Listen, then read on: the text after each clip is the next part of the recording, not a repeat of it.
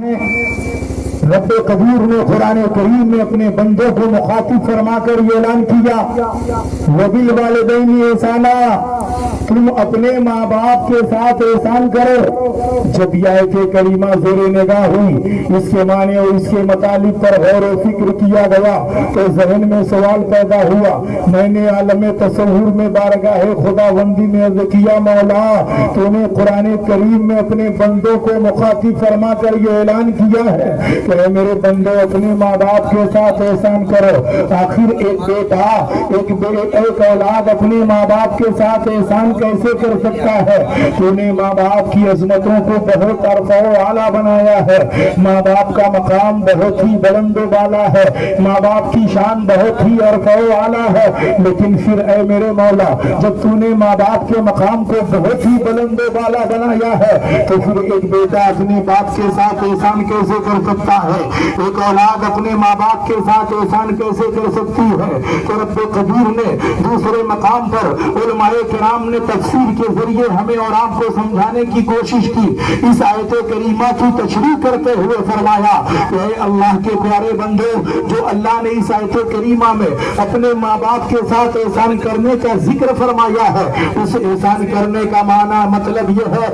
کہ جب تمہارے ماں باپ ضعیف ہو جائے، تاریکیوں میں اپنے گورے گورے ہاتھوں کو بارگاہ خداوندی میں بلند کر کے اور اپنے آنچل کو رب کی بارگاہ میں بلند کر کے تمہارے لیے رات کی تاریکیوں میں دعا کرے گی، اے میرے مولا میرا بیٹا میری اتنی خدمت تعظیمی بارگاہ میں ماں کی دعائیں رد نہیں ہوتی، پروردگار ماں کی دعاؤں کو قبول کر لیتا ہے اور اسی بیٹے کو پروردگار کامیابی عطا کرتا ہے۔ وہی بیٹا کامیابیوں کا پرچم لہراتا ہے، وہی بیٹا کامیابیوں کی منزلوں کو طے کرتا ہوا نظر آتا ہے جس کے ساتھ اس کے ماں باپ کی دعائیں ہوتی ہے۔ اس لیے نوجوانوں جب بھی آپ تقریب کی محفل میں آؤ، میلاد شریف کی محفل میں آؤ، یہ سمجھ کر کے کہ آج ہم علماء کرام کا جو بیان سنیں گے، ہمارے ائمہ، ہمارے امام، ہمارے حضرت، ہمارے رہبر جو ہمیں بتائیں گے، ہم اس پر سننے سے زیادہ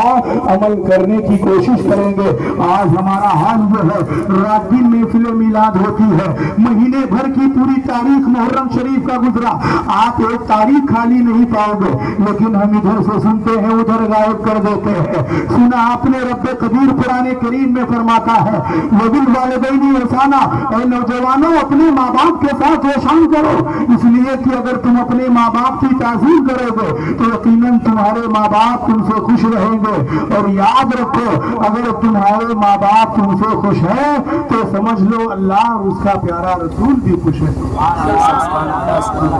اب آپ ذرا غور کریں کہ آج کا یہ ہمارا ماحول، ہمارا کردار، ہماری تہذیب اور تمدن کا شرازہ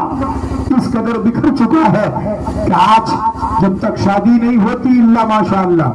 لیکن جیسے ہی نوجوان کی شادی ہو جاتی ہے وہ اپنے ماں باپ سے دوریاں بناتا ہے، اپنے ماں باپ کی شان میں گستاخیاں کرتا ہے، اپنے ماں باپ کی شان میں بے ادبی کے کلمات استعمال کرتا ہے، اپنے ماں باپ کو برا بھلا کہتا ہے۔ یاد رکھو نوجوانوں، وہ ماں جس کو تم گالیاں دیتے ہو، وہ باپ جو اپنے خون اور پسینے کی کمائی کھلا کر تمہاری تربیت و پرورش کرتا ہے، وہ ماں جو 9 ماہ اپنے شکم میں رکھ کر اپنا خون جگر پلا کر آپ کو بڑا کرتی ہے، لیکن تمہیں شرم نہیں آتی جب تم بڑے ہو جاتے ہو تو اپنے ماں باپ کو گالیاں دینا شروع کرتے ہو، اپنے ماں باپ کی گستاخیاں کرتے ہو اور بات میں یہ کہتے ہو کہ بتاؤ تم نے میرے ساتھ کیا ہی کیا ہے، بتاؤ تم نے میرے ساتھ کیا ہی کیا ہے۔ اب آخر وہ ضعیف باپ تمہارے ساتھ کیا کر سکتا ہے، وہ بوڑھا باپ تمہارے ساتھ کیا کر سکتا ہے؟ یاد رکھو جب تمہارا بچپن کا زمانہ تھا، جب تم حالت شیر خاری میں تھے، تمہارا باپ تمہارے لیے محنت کرتا تھا،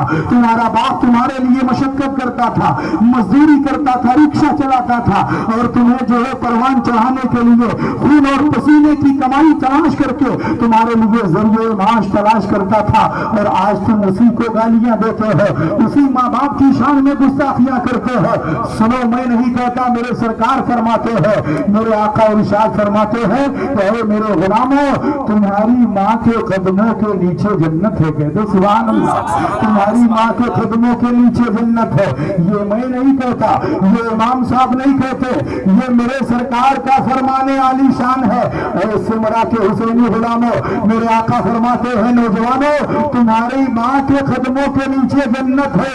यही अकीदे अहले सुन्नत है कि दुनिया की हर चीज गलत हो सकती है मगर नबी का फरमान गलत नहीं हो सकता, नबी का इरशाद गलत नहीं हो सकता, नबी की जुबान से निकले वाले जुमले गलत नहीं हो सकते। मेरे नबी ने जब इरशाद फरमा दिया कि तुम्हारी माँ के कदमों के नीचे जन्नत है, तो नबी के इस हदीस पाक के मुताबिक जो नौजवान अपने माँ बाप की खिदमतें करेगा, जरूर अल्लाह ताला कल बरोज़े क़यामत उस नौजवान को जन्नतुल फिरदौस में आला से आला मकाम अता करेगा। हमें और आपको नहीं मालूम कि माँ बाप की शान क्या है, माँ बाप का मकाम क्या है। सुनो, अल्लाह ताला ने माँ बाप के मकाम को इतना बुलंद बाला बनाया है, तुमने क्या समझ रखा है? अगर माँ दुआ कर दे, माँ दुआ कर दे, तवज्जो दीजिए, अगर माँ दुआ कर दे, अपने हाथों को बुलंद करके तुम्हारे लिए दुआ कर दे, तो माँ की दुआओं में अल्लाह ने इतना बड़ा असर रखा है, इतना बड़ा असर रखा है,